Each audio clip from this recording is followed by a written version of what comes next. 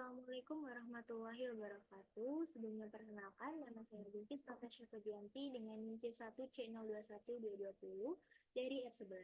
Di sini saya akan mempresentasikan tugas mata kuliah Akuntansi Syariah dengan judul Akuntansi Syariah, Hubungan Syariah Islam dan Akuntansi serta Perkembangan Transaksi Syariah. Baik, untuk mempersingkat waktu, langsung saja kita masuk ke materi.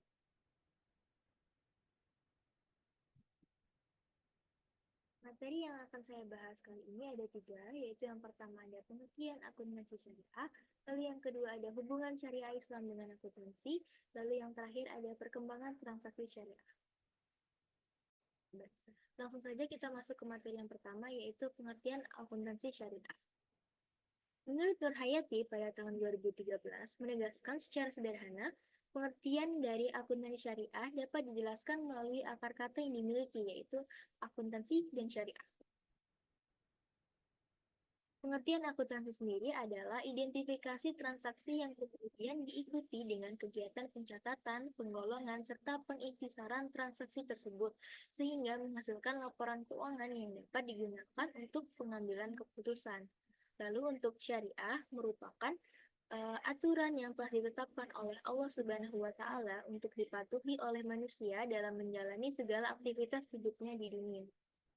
Sehingga dapat kita simpulkan akuntansi syariah merupakan sebagai proses akuntansi atas transaksi-transaksi yang sesuai dengan aturan yang telah ditetapkan oleh Allah Subhanahu wa Ta'ala.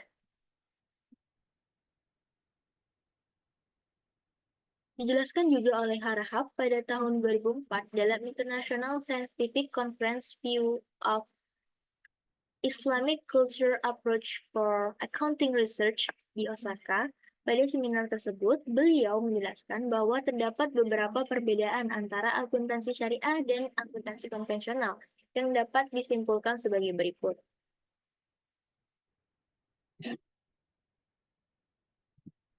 Yang pertama ada menurut dasar hukum. Pada akuntansi syariah, hukum etika yang bersumber pada Al-Quran dan Sunnah. Sedangkan untuk akuntansi konvensional, dasar hukumnya berdasarkan hukum bisnis modern. Lalu untuk dasar tindakan, di akuntansi syariah, dasar tindakannya yaitu menurut keberadaan hukum Allah atau keagamaan, dan untuk akuntansi konvensional berdasarkan rasionalisme ekonomis atau sekuler. Lalu untuk tujuan, akuntansi syariah bertujuan untuk mempunyai keuntungan yang wajar, sedangkan akuntansi konvensional berdasarkan mekanisme keuntungan. Lalu berdasar untuk orientasi, akuntansi syariah berorientasi pada kemasyarakatan, sedangkan untuk akuntansi konvensional berorientasi pada individual atau kepada pemilik.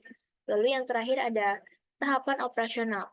Akuntansi syariah dibatasi dan tunduk ketentuan syariah, sedangkan akuntansi konvensional tidak dibatasi secara pertimbangan. Baik, langsung saja kita masuk ke materi yang kedua, yaitu ada hubungan syariah Islam dengan akuntansi. Suatu bidang akuntansi disandingkan bersama istilah syariah agar sistem yang ada, kegiatannya maupun pelaporan yang ada dapat sesuai dengan syariat Islam yang diajarkan bagi umat muslim. Sebab kemaslahatan dapat tercapai. Ditinjau dari Al-Quran dalam surat Al-Baqarah ayat 282 disebutkan bahwa kewajiban bagi umat mukmin untuk menulis setiap transaksi yang masih belum tuntas. Dalam ayat ini jelas sekali bahwa tujuan perintah ini untuk menjaga keadilan dan kebenaran. Artinya, perintah itu ditekankan pada kepentingan pertanggungjawaban atau accountability agar pihak yang terlibat dalam transaksi itu tidak dirugikan, tidak menimbulkan konflik, serta adil dan merata. Al-Quran melindungi kepentingan masyarakat dengan menjaga terciptanya keadilan dan kebenaran. Oleh karena itu, tekanan dari akuntansi bukanlah pengambilan keputusan atau decision making, melainkan pertanggungjawaban atau accountability. Dalam Al-Quran juga disampaikan bahwa kita harus mengukur secara adil, jangan dilebihkan dan jangan dikurangi. Lalu yang materi yang ketiga yaitu mengenai perkembangan transaksi syariah.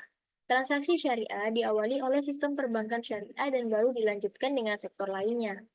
Sistem perbankan syariah sendiri memiliki rekam jejak yang panjang, diawali dengan Midcom Local Saving Bank di Mesir pada tahun 1963, yang kemudian diambil alih dan direstrukturisasi oleh pemerintah Mesir menjadi Nasser Social Bank pada tahun 1972. Perkembangan tentang perbankan syariah juga terus berlanjut tidak hanya di Timur Tengah, termasuk pendirian Islamic Development Bank pada tahun 1975, tetapi juga di negara-negara Eropa seperti Luxembourg pada tahun 1978, lalu di Swiss pada tahun 1981, dan di Denmark pada tahun 1983. Perkembangan yang sama juga terjadi di negara Asia Tenggara yang mayoritas penduduknya beragama Islam. Di Malaysia, Bank Syariah pertama berdiri pada tahun 1982. Sementara di Indonesia baru terjadi 9 tahun kemudian dengan pendirian Bank Muamalat Indonesia pada tahun 1991. Sektor yang juga berkembang, sektor berikutnya yang juga berkembang adalah asuransi syariah. Asuransi syariah pertama kali didirikan di Sudan pada tahun 1979 dengan nama The Islamic Insurance Company of Sudan. Pendirian ini juga terus berlanjut dan saat ini telah berdiri baik di negara-negara Timur Tengah, negara yang memiliki banyak penganut Islam seperti Pakistan, Lebanon, Nigeria, maupun negara Barat, seperti Inggris pecah Uni Soviet dan Australia. Perkembangan paling pesat saat ini untuk industri asuransi syariah di luar negeri Timur Tengah lagi-lagi adalah negara Malaysia. Perkembangan di Indonesia sendiri diawali dengan berdirinya asuransi takaful yang dibentuk oleh PT Syarikat Takaful Indonesia atau STI sebagai holding company pada tahun 1994. Persiapan pendirian juga dilakukan dengan melakukan studi banding ke Malaysia pada bulan September 1993. Setelah melalui persiapan yang matang, STI kemudian mendirikan PT Asuransi Takaful Keluarga pada 25 Agustus 1994 dan PT Asuransi Takaful Umum pada 2 Juni 1995.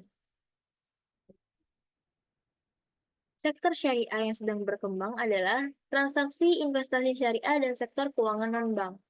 Transaksi ini terus mengalami peningkatan di antaranya. Yang pertama ada obligasi syariah atau sukuk, lalu yang kedua ada pasar modal syariah, lalu yang ketiga dana pensiun syariah, lalu yang keempat ada pendanaan proyek syariah, lalu yang terakhir ada real estate syariah. Pada pertengahan bulan Juni 2008, Dewan Perwakilan Rakyat atau DPR Indonesia baru saja mengesahkan dua undang-undang yang penting, yaitu UU Surat Berharga Nasional, Syariah Nasional atau SBSN tahun 2008 dan UU Perbankan Syariah tahun 2008. Dengan adanya dua undang-undang yang baru ini, Indonesia diharapkan dapat mengambil peran dalam perkembangan ekonomi dan keuangan syariah sekaligus menjadi pusat ekonomi dan keuangan syariah internasional. Baik, itu saja materi yang bisa saya sampaikan. Apabila ada kesalahan, saya mohon maaf. Wassalamualaikum warahmatullahi wabarakatuh.